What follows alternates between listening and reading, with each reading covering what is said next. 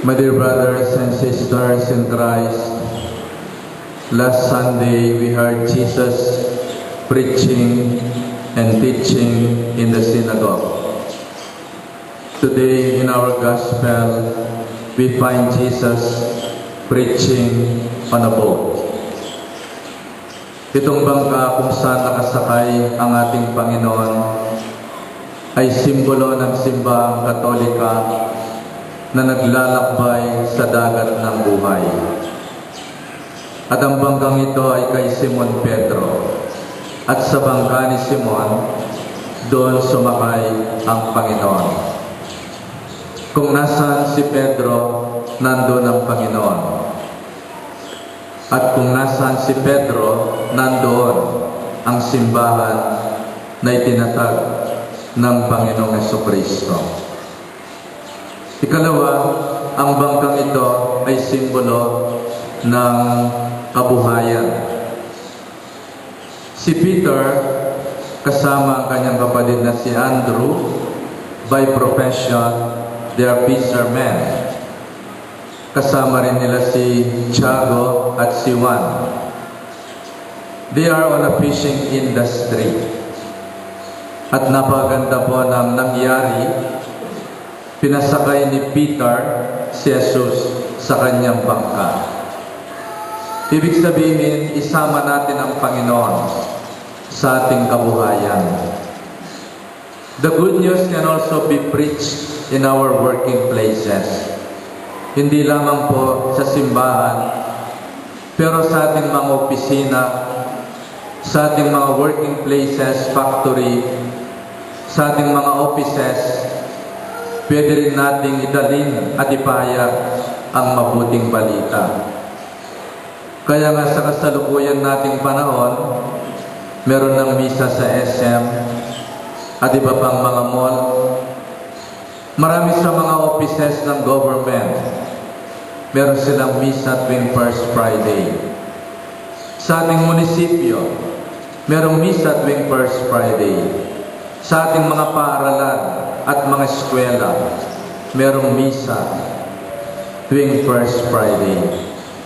Sana yung mga ibang business establishment natin, one day, they will invite the Lord. They will invite Jesus through the Holy Eucharist sa kanilang mga working places, like our co-op and Mipolco. I hope someday they will invite the Lord sa pamamagitan ng celebration of the Holy Eucharist. It makes a lot of difference kapag sinama natin ang Panginoon sa ating kabuhayan at sa ating paghahanap buhay. Hindi lamang yung ini-invite natin ang Panginoon, kundi ipahayag natin ang mabuting balita sa ating mga factory, sa ating mga offices, at sa ating mga business establishment. I salute Pedro and Mang Seni Narciso. Tatlo sa kanilang mga poultry boy ay pinabinyag na nila. Dumaan sila ng catechesis kay Sister Del Carion, and they received baptism and confirmation sa tulong ng kanilang mga manager at mga namumuno sa kanilang pamunuan. Napakaganda po. Kung saan sa ating mga lugar ng pangkabuhayan, kung meron kayong mga nagtatrabaho na hindi pa kasal, na hindi pa nabinyagan, na hindi pa nakumpilan o tumanggap ng banal na komunyon, ipaabot natin sa kanilang mabuting balita ng kaligtasan na sila rin ay tinatawag ng Panginoon upang sumakay sa bangka ng kaligtasan. My dear brothers and sisters, dito sa ating gospel reading ngayon, may sad-sad na rin bangka, huling alalang arakap all night long. And here is Jesus, a carpenter's son, commanding a professional fisherman, si Peter, si Simon. Sinabi ni Jesus kay Simon na ihulog niya ang lambat sa dagat. And Peter was telling him, Lord, magdamag kaming nagbaba ng lambat sa dagat, and yet alalang arakap na luman. And here is you telling me, a carpenter's son. Ako, sabi ni Peter, bihasa ako at kabisado ko ang dagat at mga isda. Pero memintuyay Pedro. Dahil sinabi mo, ihuhulog kang lambat at tinatsyano rin lambat. At may karakap ng dakala-dakalayasan to the point na inawas mo rin alimang bangka. Bangilula ng karelang asan, karelaliwa pang bangka. It must be a very big harvest of fish. Hindi kaya pinangilulan ng bangka ng Simon, sobra-sobra karakal, pati na rin alimang bangka, inawas dala, bangilaman. Mikarakil na kining maragula pupul na rin asan. Kung tinignan po natin ang nangyari, napakaganda. Napakaraming biyaya ang naghihintay sa pagsunod sa Panginoon. Peter obeyed Jesus. And in obeying Jesus, nakahuli sila ng napakaraming mga isda. Merong naghihintay na maraming biyaya sa pagiging masunurin. By obeying the commandments, by obeying the Word of God, napakaraming mga biyaya ang naghihintay sa pagsunod sa mga kautusan ng Panginoon. Alam po ninyo, I was assigned in the seminary, and then I was assigned in Talang Candaba, and then I was assigned in San Simon, and then a parish priest of Tinabang Magalang, chaplain sa hospital, and finally parish priest ng Minalim. Kayo po, pwede kayong mamili ng asawa, pero kami hindi kami pwedeng mamili ng parokya. Government officials are elected, but kami po, we are appointed. And sometimes when we receive our appointment,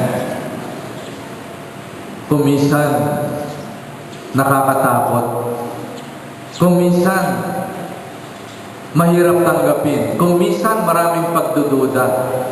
Pero alam po ninyo sa aking karanasan, maraming biyaya ang naghihintay sa pagtalima at pagsunod ng buong puso sa iyong appointment at sa iyong mga assignment. Nung po ako ay inassign sa hospital, bali yung po matakot ko ka rin mete, ang po madiri ko ka rin masakit. Noon yun, pero ngayon, I love the sick. At din ako masyadong tatakot ka rin mete. Sabi ko na nga pala ako ka rin hospital, puros lang masakit. At din palang mga sa likod na grasya mo naman. Kasi hindi lamang ako chaplain ng mga may sakit. Hindi lamang ako chaplain ng mga naghihingalo sa ICU, bandang tauli. Maging chaplain na ako naman din mente ka rin punerarya. Yun ang biyaya ng Panginoon. Dahil kapag maraming namamatay, marami ring biyaya. Jokingly aside, pero maragula po out na ako rin mete ka rin punerarya. Ita paling grass ng manenaya. A little bit kidding. Ikalawa po, when you are blessed by God, be more than willing to share it sa mga ibang bangka. Hindi sinarili ni Pedro yung kanilang harvest ng mga isda. Tinawag yung mga ibang bangka para sila man ay magkaroon ng maraming isda sa kanilang mga bangka. And here is one sign ng Diyos ay nagahari at nasa atin. Kapag nananagana ang ating mga gawain, when we prosper in our work, when we multiply our blessings, nandun ang Panginoon. Manigobra yung banal na Espiritu, potang managana, tinggagawan tamo, ating opera tamo. So, my dear friends, those who are blessed by God, be more than willing to share it with other people so that more blessings will come into your life. And here is one challenge of our Lord, to go into the deep. Itang mas malalam apamangilala kaya, kapamilatan daring kayang amano. So that we can go deeper into our faith through a deeper relationship with Jesus sa pakikinig sa Kanyang mga salita. At kapag ang Panginoon ay kilala natin, kapag nakikinig tayo sa mga salita ng Diyos, we can go into the deep waters of living our faith. And we can even go into the deepest sea. And we can walk with Jesus over the water. Kapag kakilala natin siya, kapag mahal natin siya, kapag bilib tayo sa Kanya, at may tiwala tayo sa Kanya. Nagtiwala si Peter sa Panginoon. Inihulog niya ang lambat. Sa kabila ng magdamag silang naguhulog ng lambat na walang nahuli. But because Jesus said so, Peter obeyed, and with that, there was the big catch of fish. Sana magkaroon tayo ng pananampalataya at pagsunod na tulad ng ginawa ni Peter. It is in obedience. It is in surrendering our will. It is in believing in the Word of God that we will have a big catch of peace and gain prosperity in our work. It is the work of God in us. And when Peter saw the miracle of the big catch of fish, nakilala niya kanyang sarili sa harap ng Panginoon. Lord, dumayo ka kanako, metong kong makasalanan. The more we know Jesus, the more we know ourselves. And the more we love Jesus, the more we begin to realize that we are sinners. At ito sanang maging bunga ng ating pagkilala at paglapit sa Panginoon. Huwag ang akilala mo yung akong Ginoo. Akilala mo naman yung kakulangan mo. Then you will hold on to Jesus dahil nasa Diyos ang awa, nasa tao ang gawa. And without God, we can do nothing. Sana tayong nagsisimba tuwing linggo, tayong nagsisimba balang araw, bawat araw. E lalo nating makita ang ating sarili na ma-realize natin na wala tayong magagawa kung hindi tayo tutulungan ng Panginoon. May God bless our work at kapag kasama natin ang Panginoon sa ating buhay, sa ating trabaho, sa ating mga problema at mga pagsubok, sa ating mga kawalan ng tiwala, sa ating mga takot at mga insecurities, tanda natin kapag kasama natin ang Panginoon, there is nothing impossible with God. Please all stand.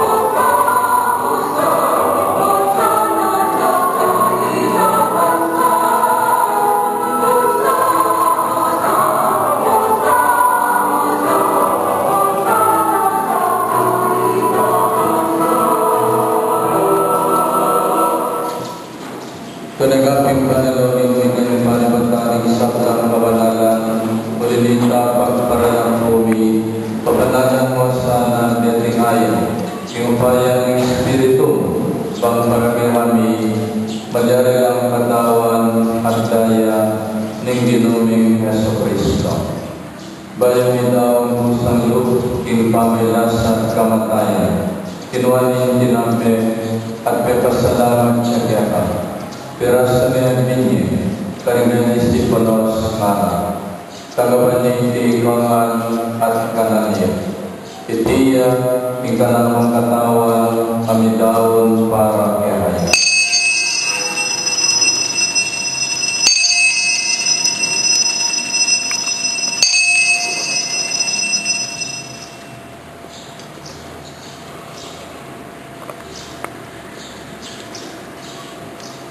Makanya mo naman kaibat ng apunan, kinuha ng kalis, pasibayo yung pepasalamat kaya.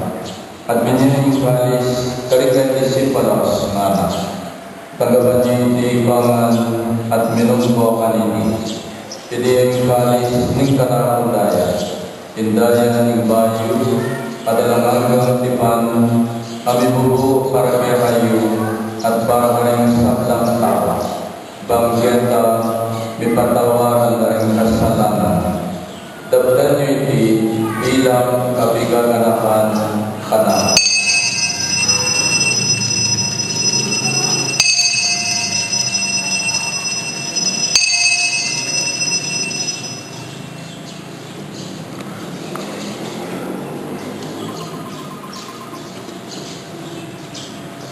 Ipasyag tayo ng misteryo ng kasalpantayanan.